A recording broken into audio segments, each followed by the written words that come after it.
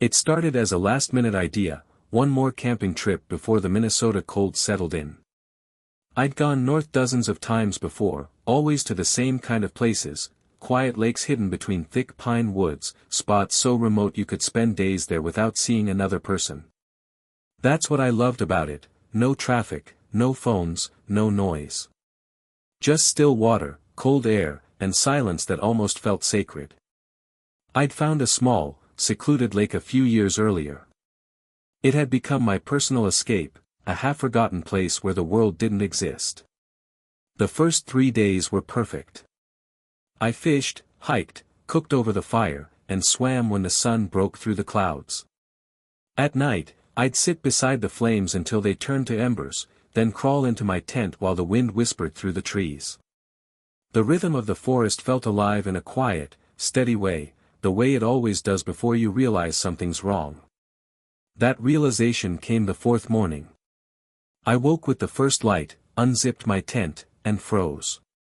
The dirt around my campsite was covered in footprints, heavy boots, dozens of them, pressed deep into the soft ground. Whoever had made them had come close. Too close. I followed them with my eyes, heart pounding. They stopped right outside my tent flap. They hadn't been there the night before.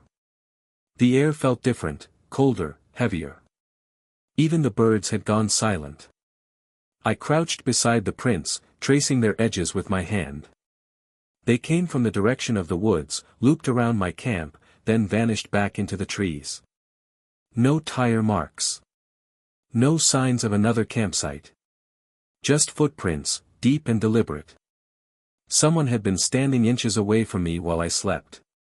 I spent half the morning searching the forest, circling the lake, calling out just to hear my own voice bounce back.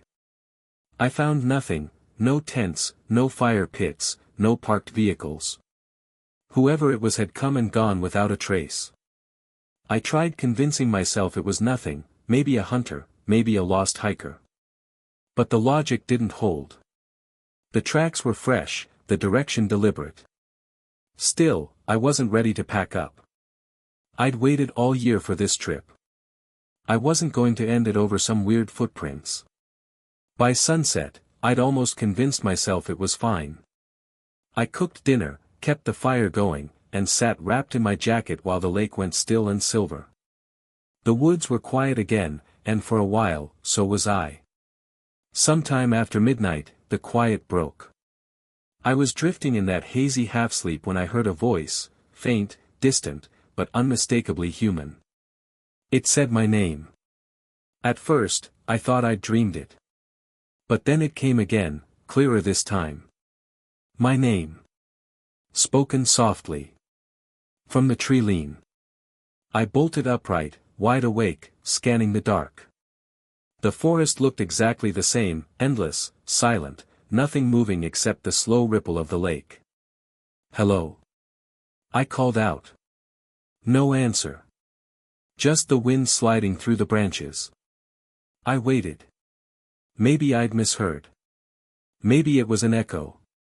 I sat down, heart pounding, trying to convince myself it was nothing. Then the voice came again. My name. Calm. Steady.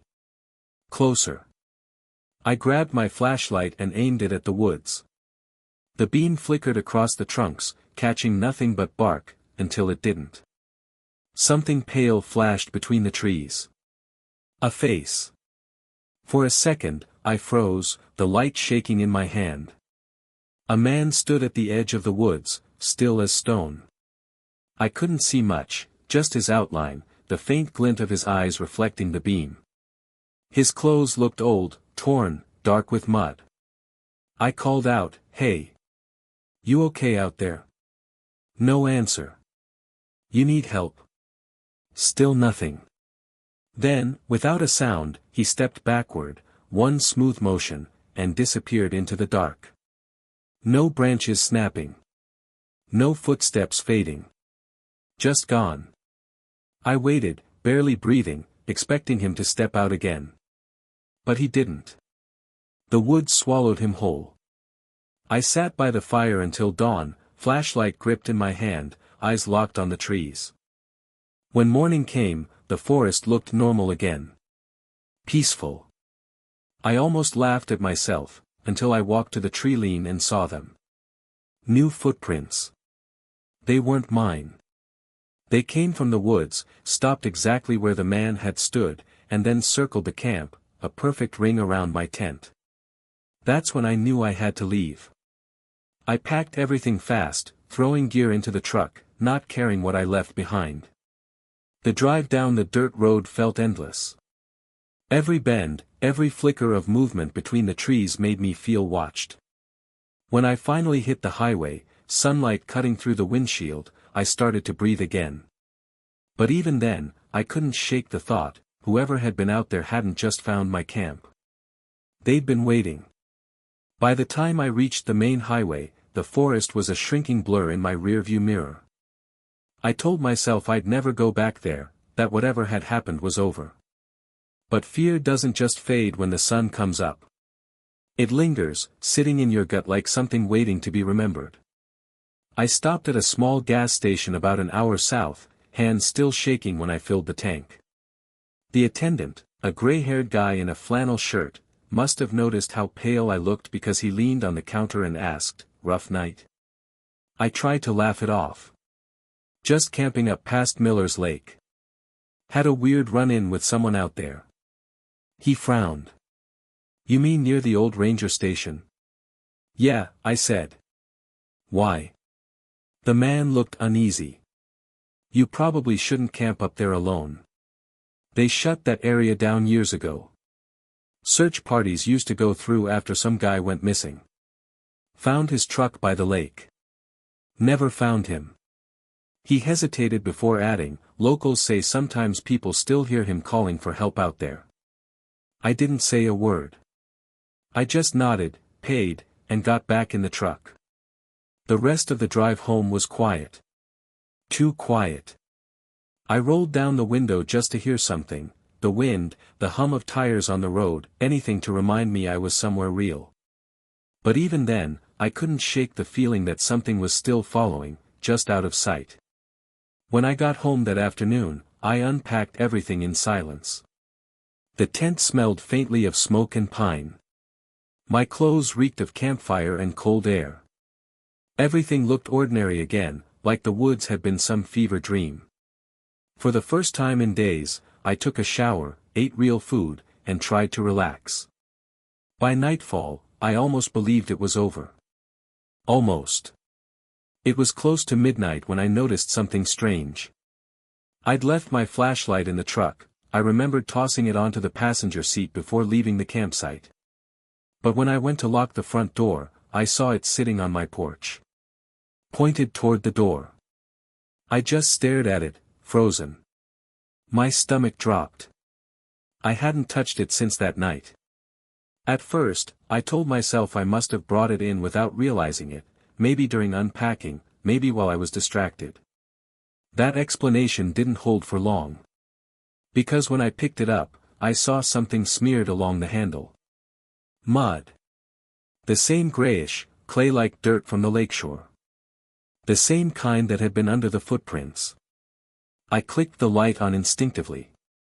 The beam was weaker now, but it still worked, pale yellow spilling across my porch and down the front steps.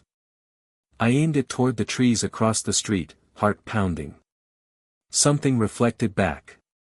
Just for a second, a flash of pale skin between the trunks. A face. Watching. Then it was gone. I shut the door, locked it, pulled every curtain closed, and sat in the living room with the lights on until dawn. The next day, I told myself I'd imagined it. Stress. Fatigue. My mind trying to make sense of what had happened in the woods. But the feeling didn't go away. Every creak in the floorboards, every hum of the fridge made my pulse jump. 2 nights later, I woke up around 3 a.m. to a sound that made my blood run cold, gravel shifting in the driveway. Slow, deliberate footsteps moving toward the porch. I didn't move. I just listened. The steps stopped right outside my window. Then, after a few seconds, came a voice. It was soft. Calm. Familiar. It said my name. Once. Then again. I froze in bed, barely breathing. The voice was identical to what I'd heard at the campsite, same slow cadence, same eerie calm, like someone who already knew me. I reached for my phone to call the police, but before I could dial, the voice spoke again, this time, closer. It came from the other side of the wall. I don't remember what happened next clearly. I must have blacked out for a moment because the next thing I knew, sunlight was coming through the curtains and everything was silent again. I checked the yard. No footprints. No marks. Nothing. But when I walked back toward the porch, something stopped me. The flashlight, the one I'd brought inside, was sitting outside again, placed neatly beside the welcome mat. Its beam was still faintly glowing, even though the batteries should have died days ago. I moved out of that house 2 weeks later. Sold my camping gear. Told everyone I just didn't have time for the outdoors anymore. But the truth is, I can't stand the quiet now. I can't stand being near the woods. Because sometimes, late at night, when everything's still and the world feels too quiet, I'll hear it again, faint and distant, drifting through the dark. A calm, steady voice.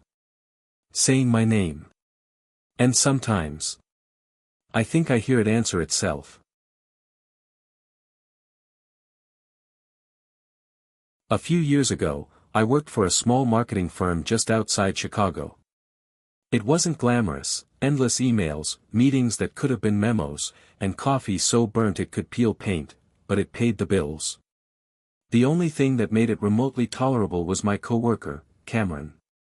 We'd started around the same time, sat near each other, and fell into that easy office friendship built on shared misery. He was the kind of guy who could make even a Monday morning feel lighter. Funny, sharp, always cracking jokes about quitting to live off the grid. We talked about doing something outdoors one day, camping, hiking, a weekend escape. It was one of those ideas you throw around just to survive the workday, knowing it'll never happen. Then one morning, Cameron's desk was empty. Completely cleared out. No note, no goodbye. HR said he'd been let go, but didn't say why. That alone was strange. He wasn't the kind of guy who caused problems. Later that afternoon, I got a text from him. Finally got some time off. You still down for that camping trip? It was casual, upbeat, like nothing had happened. I hesitated. Something about the timing felt wrong. But he'd just lost his job, and maybe he needed to decompress.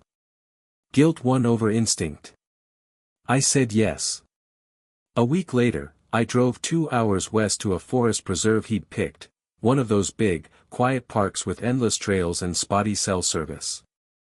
When I arrived at the trailhead, he was already there, leaning against his car, waving like nothing had changed. Still Cameron, but not quite. His smile seemed off, slower. His voice quieter. Like he was thinking too hard between sentences. We geared up and started the hike. He barely mentioned the firing, just shrugged it off with a joke about corporate politics. Whenever I pressed, he changed the subject. After about an hour, we found a small clearing near a stream and decided to set up camp. It was a perfect spot, secluded, peaceful, just enough sunlight breaking through the trees. By sunset, we pitched 2 small tents and built a fire.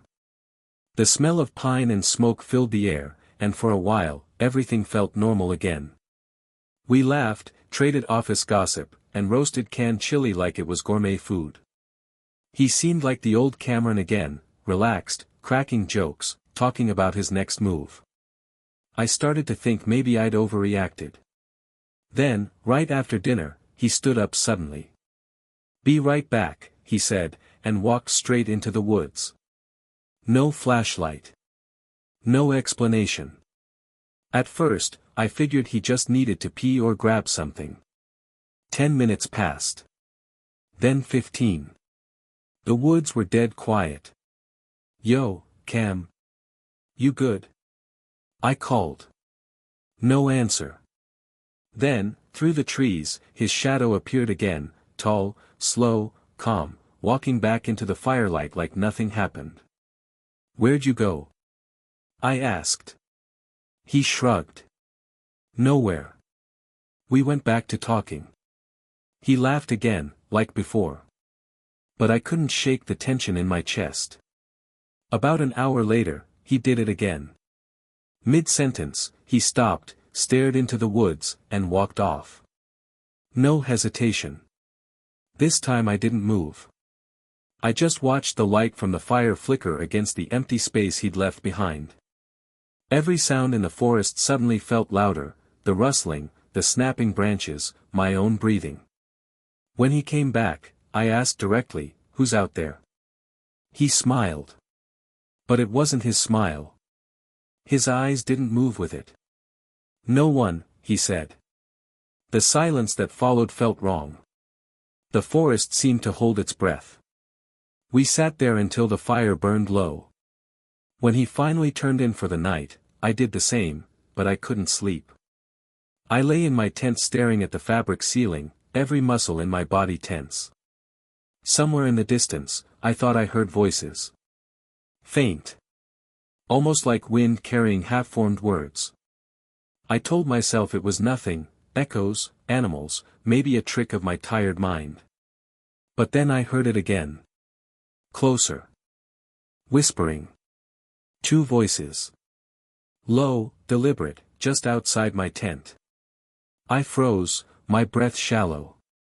I couldn't make out the words at first, but then. "He doesn't know. Wait until morning." One of them was Cameron's voice. The other wasn't. My hand found a utility knife in my bag, blade still folded. My heart thudded so hard it felt like they could hear it. The whispering stopped. Then came the soft crunch of footsteps circling my tent. A shadow passed along the fabric wall, slow and deliberate. I could see the outline of boots. Someone stopped just a foot away from my head. The zipper moved. Just an inch. That was all it took. I lunged, ripped open the back flap, and bolted into the trees. The cold air hit me like a slap. I didn't stop to grab anything, not my phone, not my gear, nothing. I just ran. Branches whipped at my face, the ground tore at my boots, but adrenaline kept me moving. Behind me came shouting. "Stop!" It wasn't Cameron. I kept running, ducking between trees, my lungs burning. The voices followed, two of them now, crashing through the brush. "He went this way." I threw myself behind a fallen log and crouched low. My heartbeat pounded in my ears. Footsteps approached, then slowed. "We'll find him," Cameron said quietly. "He can't go far." That voice, calm, flat, like someone reading a line they'd rehearsed. The footsteps faded deeper into the woods. I stayed there for what felt like an hour, shaking, gripping the knife until my hand went numb. When I finally dared to move, the forest was silent again. I turned on my flashlight, its weak beam cutting through the dark. Every sound made me flinch. I walked until I found the dirt path we'd hiked in on, then ran. When the trees thinned and I saw the faint outline of the parking lot, I almost collapsed. My truck was still there. I jumped inside, locked the doors, started the engine. The headlights washed over the trail, nothing but trees. As I drove, I checked the mirror over and over, expecting to see something, someone, step out of the dark. But there was nothing. Once I got cell signal, I called the police. My voice shook as I tried to explain, someone at my campsite, being followed, chased. They told me to pull over at the next gas station and wait. It took them over an hour to arrive. When I described Cameron and the second man, one of the officers gave his partner a look. "You said Cameron invited you?" "Yeah," I said. He hesitated. "A man by that name was arrested 2 weeks ago for breaking into a coworker's home. He wasn't supposed to contact anyone from your company." I felt my stomach drop. That's impossible. I just saw him. The officer's expression hardened. He posted bail 4 days ago. They sent a team out to the forest the next morning. My campsite was destroyed, tents slashed open, fire pits scattered, footprints everywhere. But no sign of Cameron. No sign of the other man. I never went back. 2 weeks later, I got a text from an unknown number. No message, just a photo. It was a shot of the forest. Taken from behind a tree. In the distance, my tent glowed orange, the same night I'd camped there. It happened last November, during the first real cold snap of the season. I'd decided on a whim to take a solo trip back to my hometown in northern Minnesota. I hadn't been back in years, and I told myself it'd be good to unwind for a week, visit a few friends, drive the old roads I grew up on, and spend time in the small rental cabin I'd booked outside town. The place looked perfect online, wood-paneled, tucked back in the trees, quiet enough that you could hear the wind miles before you felt it. No neighbors. No traffic.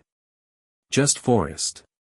Behind the cabin, a narrow hiking trail cut deeper into the woods. According to the old map I'd bought, the trail eventually led to an unofficial, rarely used camping area. I'd never been camping before, never even pitched a tent on my own, but I'd watched enough videos and read enough forums to convince myself this would be the perfect first attempt. Close enough to civilization if something went wrong, but remote enough to feel like I was actually doing something adventurous. The first couple days were easy. I visited friends, loaded up on supplies, and spent a whole morning checking my gear like I actually knew what I was doing. By day 3, I felt confident enough to try the hike. I set out around mid-morning. The air was so cold it felt clean, like it scraped the inside of your lungs on the way in. Birch trees lined the path, their white trunks glowing a little in the sun. I spent the first 10 minutes adjusting my pack and trying to settle my nerves. That's when I started to feel it, the prickling sensation on the back of my neck, like someone was watching me. At first, I told myself it was normal. It's your first time alone out here. Relax. But the deeper I went, the harder it became to ignore. Every few minutes, I'd glance behind me, expecting to see someone following. But every time, it was just the same stretch of empty trail disappearing between the trees. About an hour later, I reached the campground. It wasn't much, just a flat clearing with the remains of an old fire ring and scattered trash from whoever had been there years before. But it was open enough that I could see in every direction, and that alone made me feel safer. I dropped my pack and got to work setting up my tent. I was clumsy, reading instructions, flipping poles around, fighting the wind, but eventually the thing stood on its own. I was pulling the rain cover over the top when I heard footsteps behind me. When I turned, I saw him. A man, maybe late 20s or early 30s, standing right at the tree line. Average height, dark jacket, plain jeans. He lifted a hand in a slow wave and smiled, except not really. His mouth smiled, but the rest of his face didn't move. His eyes stayed wide and blank, like he was forcing the expression from memory. I tried to sound casual. Didn't think anyone else would be out here. Same, he said. His voice was flat. Calm. Almost too calm. I figured he'd keep walking. Maybe find another spot. Instead, he dropped a tiny duffel bag, barely big enough for a pair of shoes, and started setting up a flimsy mesh tent less than 20 yards from mine. No sleeping bag. No cooler. No backpack. Just the tent. Every time I glanced over, he was already staring at me. Not smiling now. Not blinking. Just watching like he was trying to memorize the way I breathed. An hour passed. The light faded.